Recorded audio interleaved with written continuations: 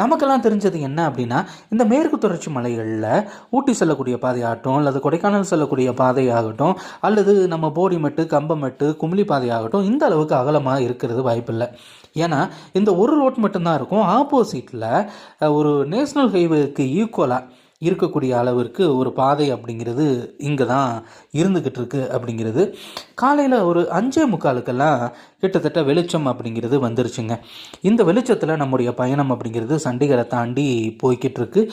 உண்மையிலேயே நல்ல ஒரு நிலை அப்படின்னு தான் சொல்லணும். இப்போது நான் நம்ம கதைக்கு வரேன். 10:15க்கு வெளியே வந்த உடனே ஆட்டோ அப்படிங்கிறது இருந்தது. அவங்க எங்கே போகணும் அப்படின்னு கேட்டாங்க. நிஜாமுதீனில் இருந்து காஷ்மீர் கேட் வரைக்கும் போகணும் அப்படின்னு நான் சொல்லியிருந்தேன். காஷ்மீர் கேட்டுக்கு சிங்கிளாக போகிறீங்களா இல்லது ஷேர் பேசிஸில் போகிறீங்களா அப்படின்னு கேட்குறாங்க. இப்போ நம்ம சிங்கிளாக போகிறது அப்படின்னா நிச்சயமாக நம்ம தான் ஃபுல் பேமெண்ட்டையும் கட்டி ஆகணும். ஷேர் பேசிஸ்னால்